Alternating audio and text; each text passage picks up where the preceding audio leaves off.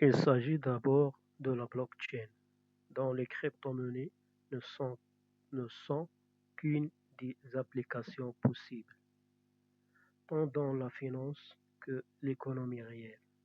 On utilise souvent des blockchains privées sur des réseaux fermés qui fonctionnent avec un nombre limité de participants. Ces blockchains autorisent des procédures plus rapides et une gestion flexible de la confidentialité.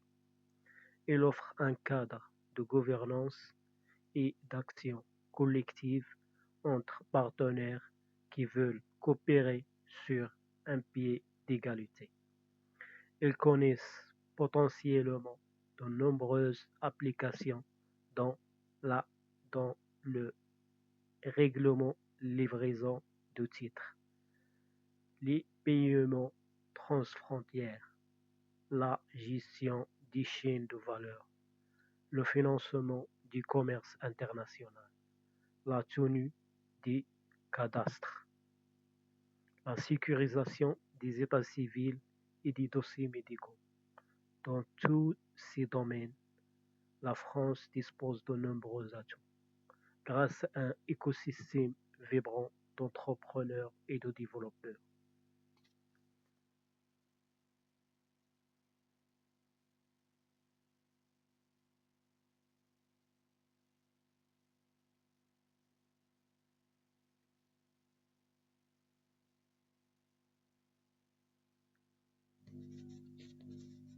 Les crypto-monnaies annoncent également une autre innovation, moins soulignée, mais tout aussi importante, la digitalisation des actifs sous forme de jetons numériques, souvent désignés par leur appellation anglaise de token.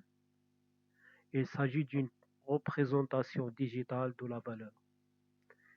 Il s'agit d'une représentation digitale de valeurs fongibles et divisibles, pouvant circuler sur Internet et être échangées à de pair à pair, peer-to-peer, sans preuve obligatoire d'identité et avec une finalité de paiement. Grâce à la digitalisation, tout actif matériel ou immatériel, brevet, œuvre d'art, droit d'auteur, etc., peut potentiellement être transformé en instrument liquide et échangeable. Toutefois, les risques d'abus sont importants. Le développement de la technologie devra reposer sur un cadre juridique rigoureux et des systèmes de gouvernance sans faille.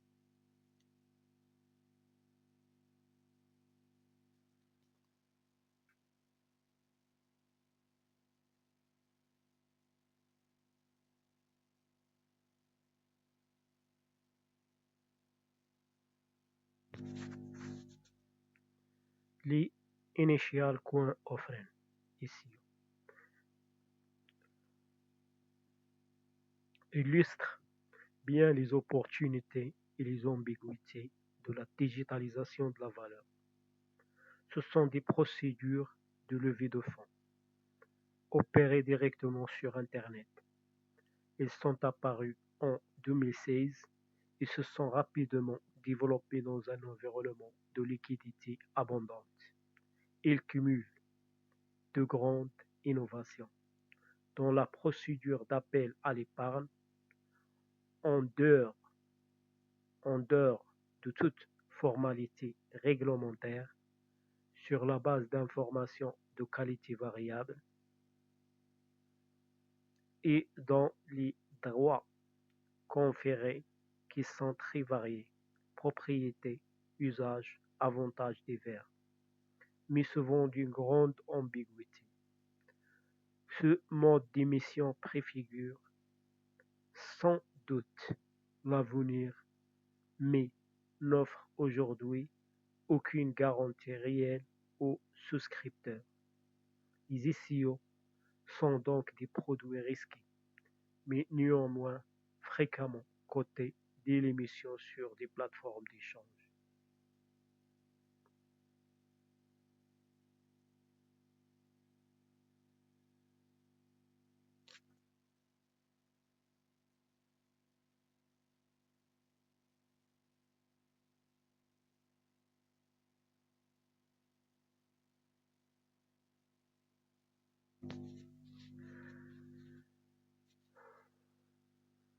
Malgré les interrogations qu'il suscite, il n'est pas proposé de régler directement les crypto-monnaies. De réguler directement les crypto-monnaies. Ce n'est aujourd'hui ni souhaitable ni nécessaire. Une réglementation directe n'est pas souhaitable, car elle obligerait à définir, à classer et donc à rigidifier les objets essentiellement mouvants et encore non identifiés. Le danger est triple, celui de figer dans les textes une évolution rapide de la technologie et celui de se tromper sur la nature véritable de l'objet que l'on réglemente, celui d'orienter l'innovation vers l'évasion réglementaire. Au contraire, la réglementation doit être technologiquement neutre et, pour ce faire, s'adresser aux acteurs et non aux produits eux-mêmes. À l'exception essentielle de la lutte contre le blanchiment et le financement du terrorisme, une réglementation directe n'est pas non plus nécessaire, car les risques sont aujourd'hui circonscrits. Les encours de crypto-monnaies, élevés dans l'absolu, restent très faibles au regard de la taille des systèmes financiers mondiaux. 1,5% seulement de la capitalisation de marché du S&P 500 et 5,5% de la valeur totale du marché de l'or.